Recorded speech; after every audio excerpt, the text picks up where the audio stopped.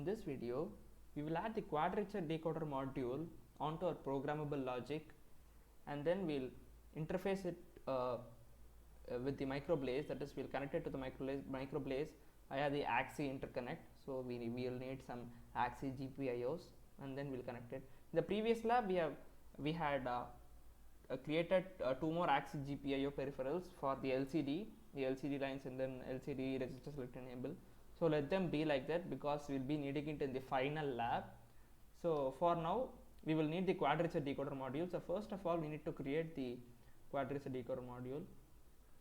Click on add sources, add or create design sources. Next, create file. So give the file a name, say quad decode, quadrature decoder. So quad decode. Okay, finish. Just click on OK. Yeah.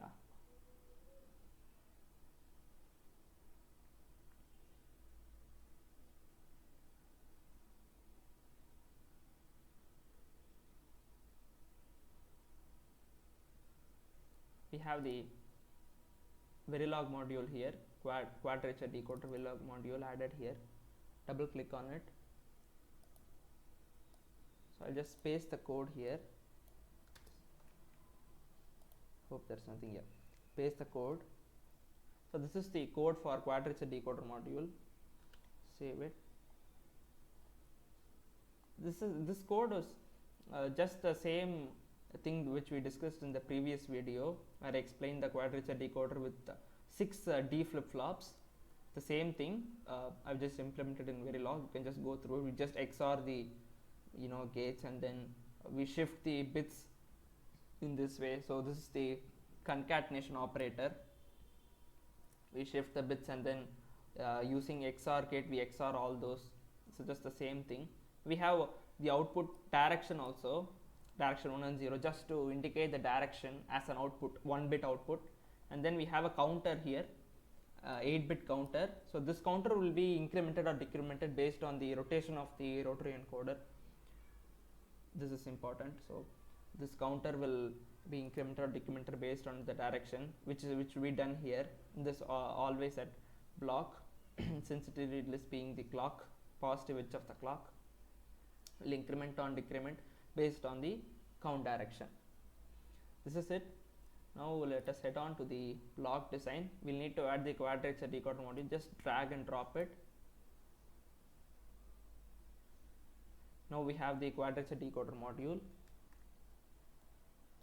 Before we run the connection automation, the clock input of this quadrature decoder module, we need to have a separate clock for this one, because the system clock used in this block design is of 100 megahertz. I'll double click on this.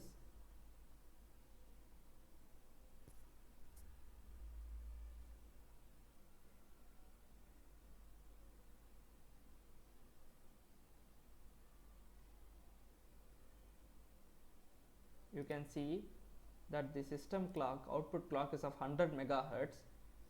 We need not have 100 megahertz as the system clock, because the rotary encoder need not have 100 megahertz. So I'll just have it as 10 megahertz. So we'll have a 10 megahertz clock. Click on OK. Now we'll see that one more clock out 2 will be added to the clocking wizard. Have a clock out 2 added. So this is 10. For rotary encoder, these two are the inputs, that is the clock and the data pins of the rotary encoder. So these two we will make it external.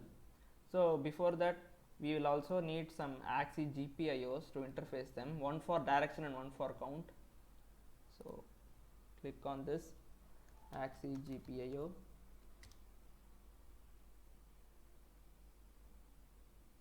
Then one more we need. Then click on it, AXI GPIO. 2 AXI GPIOs we have. Right. Now click on run connection automation. The AXI GPIOs alone will connect them. That also This one no need, because it will keep asking which one to choose, so we'll leave it as such. Okay, let the AXI GPIOs connect with the AXI interconnect. So this connection automation will connect the AXI GPIO peripherals to the AXI interconnect. Yes, now they have been connected to the AXI interconnect. Next, we'll make these two external. Make external.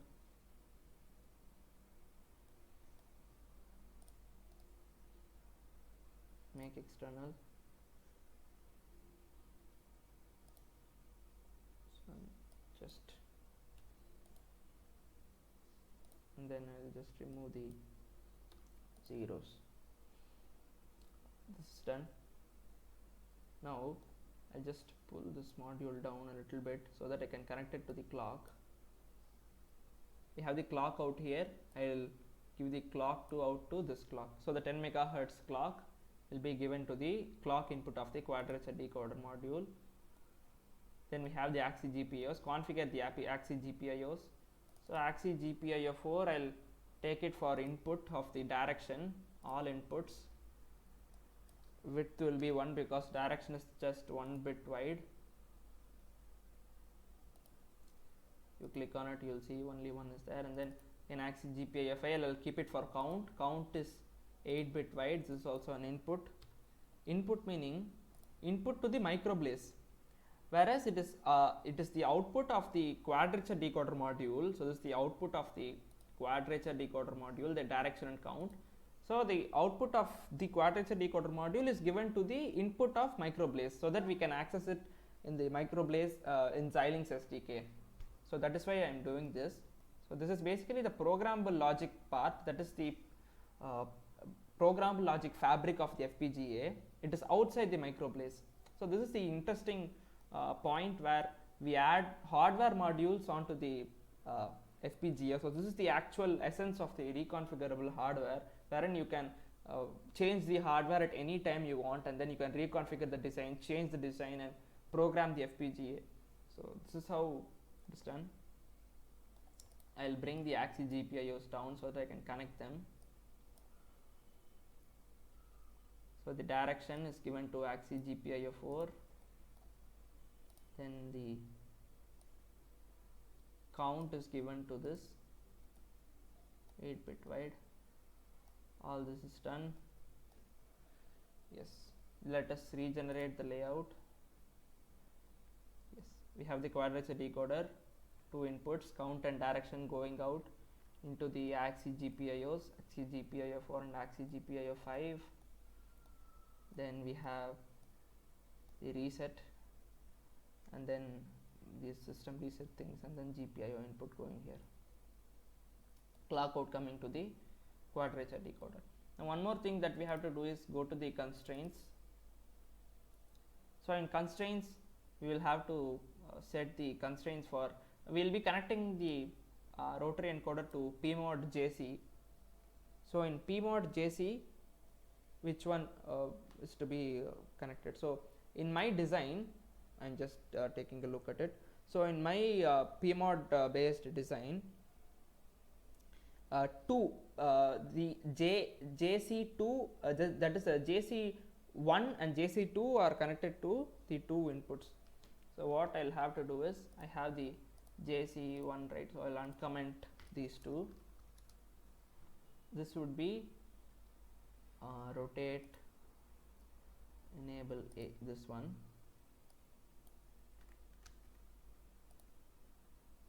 and then this would be B. Save it. This is done. The constraints also we have configured. Constraints is done. The block diagram is also done. The layout is perfect. Have the quadrature decoder going into the microblaze design. Yes, everything is fine. So once this is done, we can generate bitstream. Click on generate bitstream. Save the block design. Synthesis is out of date. Okay to launch synthesis. Yes, click on yes.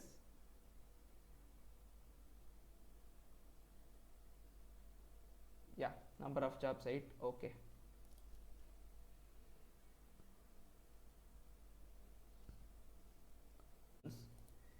In this design, you'll notice that the quadrature decoder and the axis GPIOs that we just created are only running.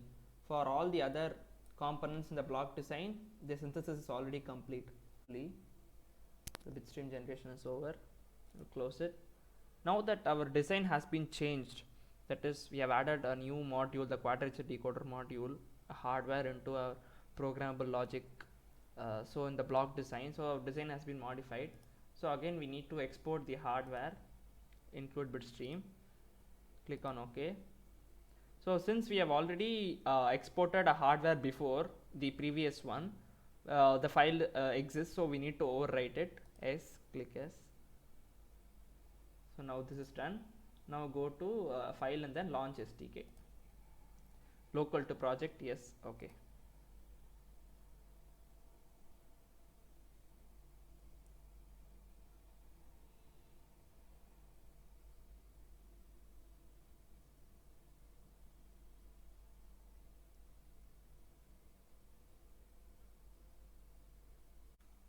So once the SDK is launched, you will find the already written lcd.c program here, which we did in the previous lab. So go on and create a new project.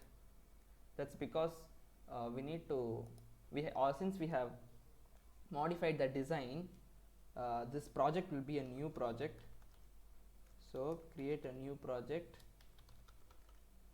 and this new project will be on the design 1 wrapper hardware platform 1, because 0 was for the previous project in the LCD project, wherein we did not have any axis GPIOs for the rotary encoder. So in this project we'll be using the design 1 wrapper hardware platform 1. So we'll create a new board support package. Next, finish.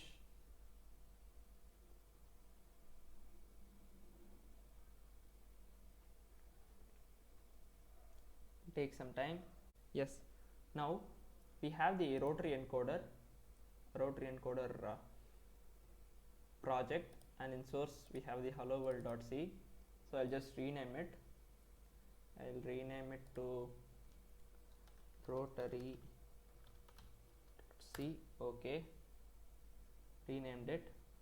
Now I'll just paste the code which I already have. It will save. Again it will build.